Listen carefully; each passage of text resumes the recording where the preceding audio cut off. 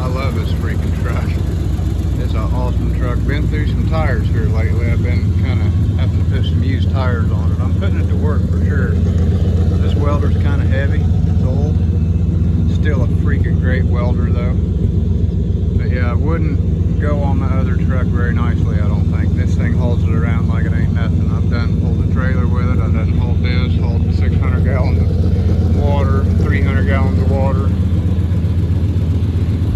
I've been using the hell out of this thing. I did work on the exhaust. Still got an exhaust leak on this side. Still got a small exhaust leak on this side, not really bad. I had donut gaskets and I managed to somehow get the studs out of this side, or the nuts and the studs, and vice versa. You know, it's some of the whole studs came out, some of the nuts came off. But anyway, got the donut gasket on this side that I had in my shop. Probably wasn't the right one. I think it's a little small, but it runs a hell of a lot better.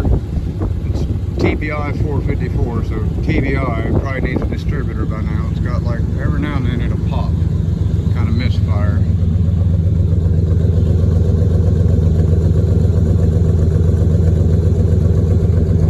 Right there, it just did it. Hear that? Every now and then it's got a little misfire. But I mean, on the throttle, it's got heaps of freaking power. It'll burn all four tires off the back of it if you just floor it, which I never do. You know, I'm trying to be nice to it. Gas gauge works on both tanks. It runs different on the left-hand tank. Not as bad as it was. It was a lot worse. But the left-hand tank was bone dry, empty. So I think it took some fuel in there. I try not to ever use it because it does run slightly different. I figured if it's been dry that long, it's probably got some trash in it. But that's one of my favorite things about the whole truck right there. It's got a cup holder. I'm thinking about, I love the back seat, but I never sit in it, obviously, because I sit in that seat. Nobody else ever really rides with me. I'm thinking about taking that out and putting in some toolboxes, or some smaller toolboxes and a big stereo or something. I don't know. But I keep just trashing this thing with tools, and I'd rather not tear that seat up. Yeah, this truck is doing fan-freaking-tastic. I love it. Yeah, I gotta get back to work now. Figured I'd give you an update on that truck. It's supposed to be like over 105 heat index or something stupid today, so I've got to weld up some motor mounts. I got a chain and a binder pulling the motor back over, but now I can't get this on, so I'm gonna have to undo that and then pry the motor back over to get that hose slipped in, and then pull it back, and then after it's back and everything's connected, weld some limiting chains or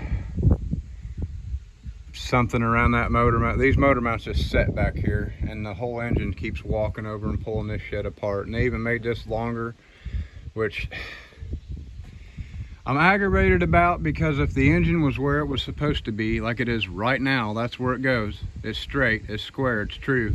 That's where the engine goes. You can't get that on and off. You can't slip these hoses. You can't get this elbow off. They made that longer. They added some to it because it kept pulling apart. Well, if you'd have put the motor back where it goes, you wouldn't have had to do that. Now it's too damn long to go on there with the motor where it goes. So I'm gonna have to pry the motor back over and either cut that off and make it shorter, or just never be able to change it and have to remove the motor mounts when I want to change that hose. So it's like they keep just freaking making more work for me. Slightly irritated about that. So yeah, I got to shove the engine back over, get that hose on or shorten it, and put the engine back where it belongs. And then, I don't know, this is stupid. I hate this machine. I hate how everything is just rigged up. It's supposed to have a different engine in it. It's the reason why it's like this. And they put a Cummins engine in it out of a truck. So, yeah, it works, but it doesn't really fit so good. Obviously, can't get the hood on it no more.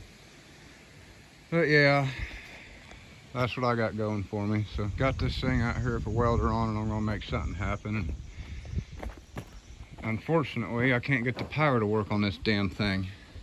Nothing comes out of that outlet, so I'm going to end up having to drill the rivets out and pop that panel off, unless I can get to it. I'll probably get to it from the back side, maybe. I don't know. I need to figure out the wiring on this stupid thing so I can get some power so I can plug my extension cord in so I can have a grinder to grind the paint off of stuff, and maybe, you know, get fancy and have a fan or something. I don't know. This is a bunch of suck. I want to get to doing stuff before it gets too hot to do stuff. See you in the next video.